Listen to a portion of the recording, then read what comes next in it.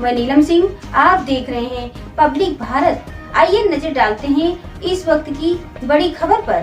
तो एक प्लानिंग और एक षड्यंत्र चल रहा है कि कैसे भी करके वहां पे पूजा रोकी जा सके और उसके लिए कोर्ट के बाहर के जो हथकंडे हैं उसको भी अपनाया जा रहा है। अगर ऐसा होता है तो पहले तो बहुत बड़ी क्षति हो जाएगी, जो लोग वहाँ पूजा पाठ कर रहे हैं उनकी जान माल को खतरा होगा, साथ ही साथ जो पूजा हो रही है वो रुक जाएगी। The namazis are coming in large numbers so that this roof which is in dilapidated condition can fall. See, it's a very important book, and if anyone wants to understand the history and the truth of ज्ञान व्यापी, you can go through this book। जो सच है वो इस book में सामने उजागर करने की कोशिश की गई है। जो इसकी लीगल हिस्ट्री है, जो ज्ञान व्यापी हिंदुओं के लिए महत्व रखता है, उसके बारे में इस बुक में बताया गया है। माननीय विक्रम संपत जी ने बहुत ही अभूतपूर्व काम किया और मुझे लगता है ये बुक जो भी पढ़ेगा उसको ज्ञान व्यापी के सच के बारे में पता चलेगा।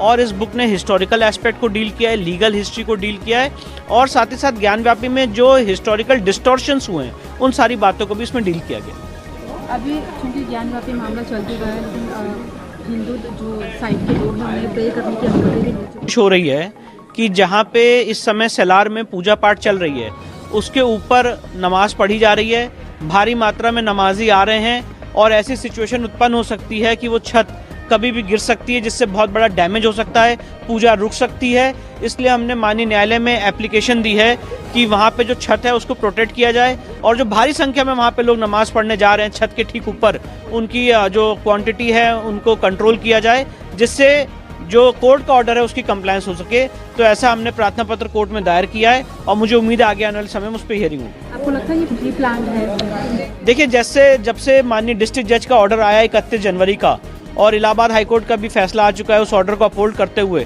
तो एक प्लानिंग और एक षड्यंत्र चल रहा है कि कैसे भी करके वहां पे पूजा रोकी जा सके और उसके लिए कोर्ट के बाहर के जो हथकंडे हैं उसको भी अपनाया जा रहा है। इसलिए हमने कोर्ट में मामला लाए लीगली रिसर्च के साथ और कोर्ट में पिटीशन फाइल की है कि किस तरह से वहां पे छत गिराने का प्रयास किया जा रहा है। इसलिए जो जिला एडमिनिस्ट्रेशन है उसको डायरेक्ट किया जाए कि उसको रोके कि वहां पे छत ना गिर सके, और साथ ही साथ जो पूजा पाठ चल रही है कोर्ट के ऑर्डर के कंप्लायंस में वो निर्विघ्न रूप से चलती रहे।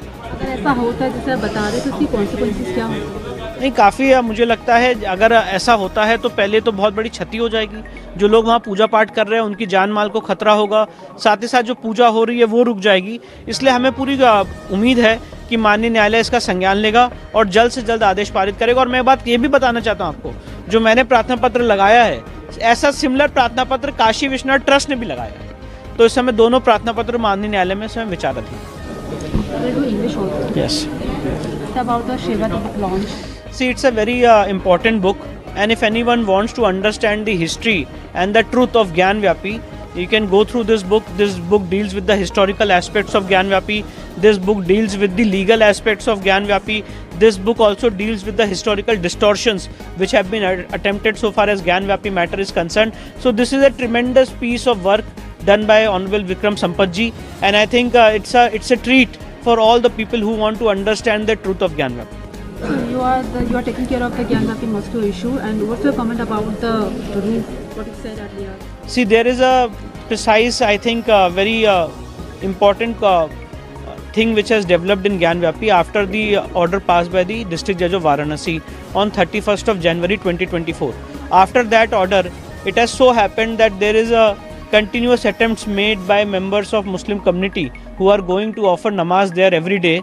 They are coming in large numbers over the said cellar so that the roof can be demolished and in turn the puja can be stopped. So these are the attempts which are made by the members of Muslim community. We have filed an application before the district judge of Varanasi, wherein we have asked that the namazis must be restricted so far as their entry is concerned over the roof of the cellar, and apart from that the repair work also must be conducted in the said cellar so that puja which has been ordered by the honorable court can go on without any hindrance. So this similar application has been filed by Kashi Vishwanath Trust also. So I think in the near future this matter will be heard and appropriate orders will be passed by the honorable court. So what I understand that this is totally a pre-planned. Yeah, definitely. I think this is a conspiracy to circumvent the orders passed by the honorable court. The Honorable District Judge of Varanasi has passed an order on 17th of January and 31st of January, and the order has been upheld by the Honorable Allahabad High Court recently. So I think that there is a conspiracy so that this puja can be stopped, and the namazis are coming in large numbers so that this roof which is in dilapidated condition can fall.